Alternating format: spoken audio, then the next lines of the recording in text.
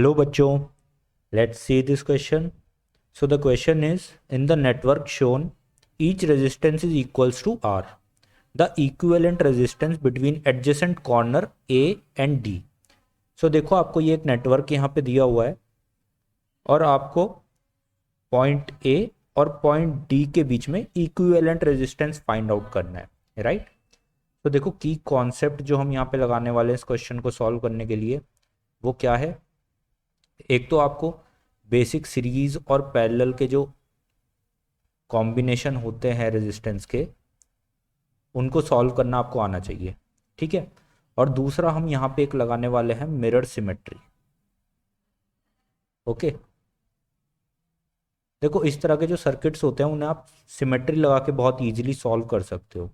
तो चलो स्टार्ट करते हैं इस क्वेश्चन को सॉल्व करना। देखो यहाँ पे हमें पॉइंट ए और पॉइंट डी के बीच में इक्विवेलेंट रेजिस्टेंस चाहिए, तो हम ए और डी के बीच में एक मिरर प्लेस करते हैं जो कि इस तरीके से जाएगा, राइट। और इस मिरर के देखो दोनों साइड अगर आप देखोगे तो आपको बिल्कुल सेम रेजिस्टेंस दिखाई दे रहे हैं, बिल्कुल सेम नेटवर्क दिखाई दे रहा है। ऐसा लग रहा है कि ये दोनों एक दूसरे के फोटोकॉपी हैं, राइट।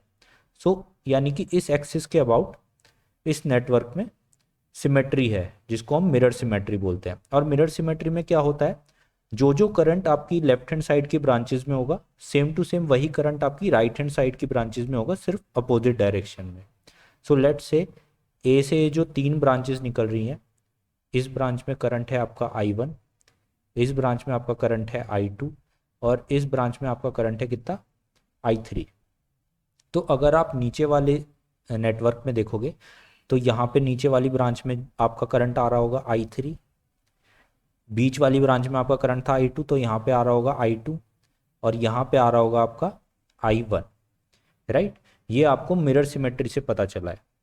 अब देखो अगर आप इस बीच वाली ब्रांच को देखो जो R O और R पे आ रही है इस तरीके से घूमते हुए, ये वाली branch, right.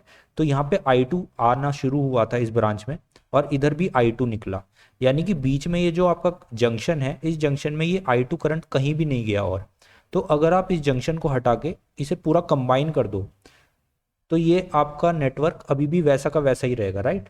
Same to same case आप ऊपर वाले के साथ कर दो, ये भी नेटवर्क आपका अभी भी सेम टू सेम रहेगा। तो इस नेटवर्क को मैं देखो दोबारा से ड्रॉ करता हूँ, ये नेटवर्क आपका कैसा बन जाएगा, रिजल्टेंट नेटवर्क इस तरीके से। ये आपका कुछ नेटवर्क है, यहाँ पे पॉइंट ए था, अब हमने इसको ऐसे डिस्कनेक्ट कर दिया पॉइंट ओ से, राइट। क्योंकि हमने डिस्कनेक्ट क्यों किया है, हमने डिस्कनेक्ट इसलिए किया है क्योंकि उसके होने ना होने से कुछ फर्क ही नहीं पड़ रहा था, क्योंकि I2 करंट डायरेक्ट नीचे ही आ रहा था, राइट। इसलिए हमने उसको वहां से डिस्कनेक्ट ही कर दिया। इसी तरह से हम इसको डिस्कनेक्ट करके इधर भेज सकते हैं। सो अब यहाँ पे R रेजिस्टेंस है, यहाँ पे R है, ये R है, ये R है, ये आपका R, एक R इधर, एक R इधर और एक R इधर, ठीक है। अब ये आपका पॉइंट ए और ये पॉइंट डी। अब देखो ये नेटवर्क आपको थोड़ा इजी लग रहा होगा क्योंकि आप अगर इस वाले इन दोनों आर को देखो, ये दोनों एक दूसरे के साथ सीरीज में कनेक्टेड है। तो यहाँ पे जो आपका रिजल्टेंट हो जाएगा ये कितना हो जाएगा, 2R रेजिस्टेंस। इसी तरीके से ये और ये आर दोनों एक दूसरे से सीरीज में कनेक्टेड है, ये यहाँ पे R + R 2R हो जाएगा। सो ये नेटवर्क आपका और ज़्यादा शॉर्ट हो जाएगा। और अब ये नेटवर्क कैसा बन जाएगा, ये आपका R हो गया, ये आपका एक R हो गया, ठीक है। ये एक R ऊपर, एक R आपका यहाँ पे टॉप में, और इधर आपका ये 2R बन चुका है और यहाँ पे आपका एक 2R बन चुका है। ये आपका A है, ये आपका D है, राइट। यहाँ पे आपका 2R बन चुका है, ये भी आपका 2R बन चुका है ऊपर, ये आपका R है, ये भी R और ये भी R, ठीक है। अब ये देखो यहाँ पे एक R और ये 2R और ये वाला 2R और ये वाला R, ये दोनों ऊपर पैरेलल में है, ये दोनों नीचे पैरेलल में एक दूसरे से कनेक्टेड है। तो अगर इक्विवेलेंट रेजिस्टेंस इनके लिए हम निकालें तो R इक्विवेलेंट कितना आने वाला है, 1/R equivalent is equals to 1/2R plus 1/R, ठीक है। तो इसको आप एलसीएम लो, यहाँ पे 2R आएगा, 1 + 3, तो दैट इज 3/2R, राइट। और आपका जो इक्विवेलेंट रेजिस्टेंस आ जाएगा ऊपर और नीचे वो कितना हो जाएगा, वो हो जाएगा R equivalent is equals to 2r/3। तो अब ये नेटवर्क आपका और इजी हो गया है। मानो ये पॉइंट आपका ए था, ये पॉइंट आपका डी था, इनके बीच में अब आपका एक इक्विवेलेंट रेजिस्टेंस कितना आ गया, 2r/3।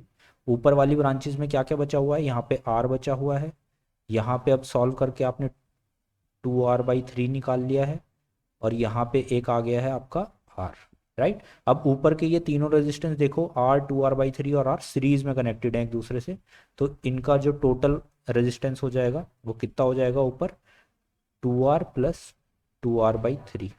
तो इसको आप सॉल्व करोगे तो ये आ जाएगा 3 2 जा 6, 8r/3, राइट। ऊपर का आप ये पूरा रेजिस्टेंस मिला के आपका 8r/3 हो गया, और ये 8r/3 जो रेजिस्टेंस ऊपर आया है ये नीचे वाले 2r/3 से पैरेलल में कनेक्टेड है।